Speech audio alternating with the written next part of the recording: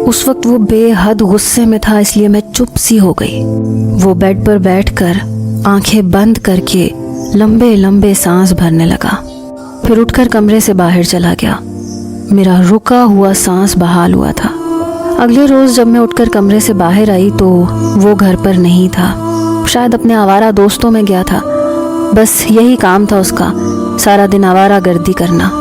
मुझे लगा मैंने खाला की बात मानकर गलती की है। मुझे जज्बात में आकर खाला की बात नहीं माननी चाहिए थी। मैं घर के कामों में लग गई। शाम को मैं किचन में चाय बना रही थी जब वो घर में दाखिल हुआ।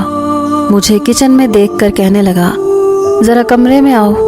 पता नहीं क्यों जब भी वो मुझे कमरे में बुलाता था मेरा दिल मुट्ठी में दबोचता हुआ महसूस होता था।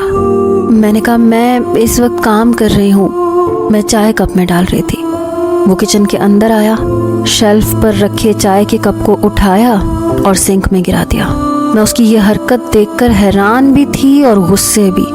मैं कहने लगी, ये क्या किया है तुमने? कहने लगा, हो गया तुम्हारा काम ख़त्म, चलो आओ कमरे में। उसकी इस किस्म की बातें और इस किस्म का रवैया मेरी समझ में नहीं आता था। पता ही नहीं चलता था कि कब मेरे साथ क्या कर गुजरेगा। किचन से निकलकर वो अपने कमरे में जा चुका था। मैं धीरे धीरे से कदम लेती हुई किचन से बाहर निकली थी। उसके कमरे में गई तो बेड पर एक फैंसी मैक्सी उसने फैलाई हुई थी।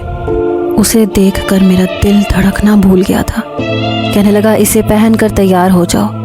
उसकी बात ने जैसे मेरे अंदर का खून तक खुश्क किया था।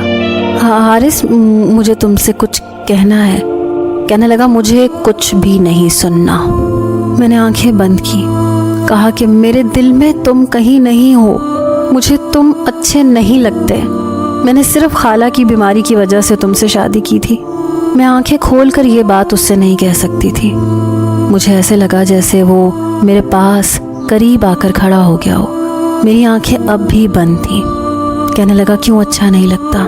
मुझे तो नहीं लगता कि मैं यासिर से ज़्यादा हैंडसम नहीं हूँ। मैंने कहा, मैंने तुम्हें कभी उस नज़र से देखा ही नहीं है। कहने लगा, तो अब देख लो, आंखें बंद करके तो तुम्हें नज़र नहीं आऊँगा। मैंने कहा, फिर भी तुम्हारा मेरा मिजाज नहीं मिलता। कहने लगा, हमारे माशरे में 60% लोगों का यही हाल है। मियाँ बीवी का मिजाज नहीं मिलता। एक का रुख मगरिब की तरफ होता है, दूसरे का मशरिक की तरफ, लेकिन फिर भी ज़िंदगी गुजर जाती है। मैंने कहा, मैं ऐसी ज़िंदगी नहीं गुजारना चाहती। क्या तुम ये चाहोगे कि तुम्हारी ज़िंदगी में आने वाली लड़की के दिल में तुम कहीं भी ना हो? हर शख्स की ख्वाहिश होती है कि अपनी बीवी की ज़िंदगी के साथ साथ उसके दिल पर भी राज करे। कहने लगा, पता नहीं तुम किस खुशफहमी में हो। क्या समझ रही हो तुम कि बहुत ज़्यादा खूबसूरत हो जो मैं तुम्हारी मोहब्बत में पागल हो गया हूँ, या मैं तुम्हारे हुस्न का असीर हो गया हूँ? एक तो ये गलत फहमी तुम अपने दिमाग से बिल्कुल निकाल दो। अगर मैं तुम्हें पसंद नहीं हूँ तो तुम भी मुझे कोई ख़ास पसंद नहीं हो। उसकी ये बात सुनकर मैंने अपनी आंखें खोली थी। वो मेरे बेहद करीब खड़ा था और मुझे ही देख रहा था। मैंने कहा, जब मैं तुम्हें पसंद नहीं हूँ, तुम भी मुझे अच्छे नहीं लगते, फिर हम इकट्ठे ज़िंदगी कैसे गुजारें?